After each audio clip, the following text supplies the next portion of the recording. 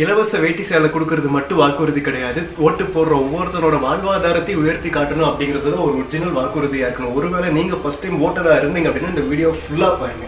நம்மளுடைய விஷன் என்னன்னு சொன்னோம். இப்ப அதனுடைய கண்டினியூஷனா சில விஷயங்கள் இங்க நான் சொல்லணும்னு ஆசைப்படுறேன். உறுதியா சொல்றேன், சத்தியமா சொல்றேன். பெண்கள், பெண் குழந்தைகள், ஆண் குழந்தைகள் பாதுகாப்பு நம்ம ஆட்சியில நம்பர் 1 இருக்கும். சட்டம் ஒழுங்கு ரொம்ப ரொம்ப ஸ்ட்ரிக்டா இருக்கும். அரசு பள்ளிக்கூடங்களும் கல்லூரிகளும் முதல் தரமா இருக்கும். போட்டி தேர்வுகளுக்குன்னு லட்சங்களை கொட்டி தனி கோச்சிங் சென்டர் போய் படிக்க அவசியமே இருக்காது. கவர்மெண்ட் ஸ்கூல், காலேஜ் சிலபஸே போட்டி தேர்வுகளை ஈஸியா சந்திக்கிற வகையில் அந்த ஸ்டாண்டர்டுக்கு ஏத்த மாதிரி அமைக்கப்படும். உயர்நிலை பள்ளி பாடத்திட்டங்களிலேயே அடிப்படை அரசியல் சாசன சட்டம் சேர்க்கப்படும். மாநில மற்றும் ஒன்றிய அரசு அலுவலகங்கள், வங்கிகளின் செயல்பாடுகள் மற்றும் அவற்றை அணுகும் முறை குறித்து மாணவர்களுக்கு தெளிவான புரிதலை ஏற்படுத்தும் வகையில் தேர்வுகள் அற்ற செயல்முறை பாடமாக கற்பிக்கப்படும். இந்தியா முழுக்க உள்ள ஒன்றிய அரசு சார்ந்த கல்வி நிலையங்கள் மற்றும் அதன் சேர்க்கை அட்மிஷன் குறித்து புரிதலும் தெளிவும் மாணவர்களுக்கு உருவாக்கப்படும்.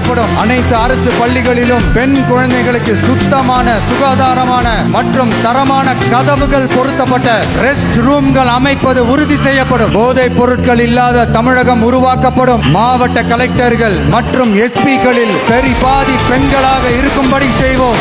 மலை கிராமங்களில் அரசு ஆரம்ப சுகாதார நிலையங்கள் பிரசவம் பார்க்கும் வசதியுடன் அமைக்கப்படும். பஸ் போக்குவரத்து இல்லாத கிராமங்கள் மற்றும் மலை கிராமங்களே இல்லை என்ற நிலை உருவாக்கப்படும். ஏற்கனவே அமைப்பு சாரா தொழிலாளர்கள் அமைப்பு இருந்தாலும் ஆட்டோ, டாக்ஸி மற்றும் லாரி டிரைவர்களுக்கென அவர்களின் நலன்களுக்காகவும் குடும்ப நலன்களுக்காகவும் தனியாக நல வாரியம் அமைக்கப்படும். தென் தமிழகம் உட்பட தமிழகத்தின் தேவையான பகுதிகளில் தொழிற்சாலைகள் அமைக்கவும் தொழில் வளம் பெருக்கவும் தனி கவனம் செலுத்தப்படும். விவசாயிகள், மீனவர்கள் மற்றும் நெசவாளர்களின் கருத்துக்களை அறிந்து அவர்களுக்கான திட்டங்கள் காலத்தின் தேவைக்கேற்ப உருவாக்கப்படும்.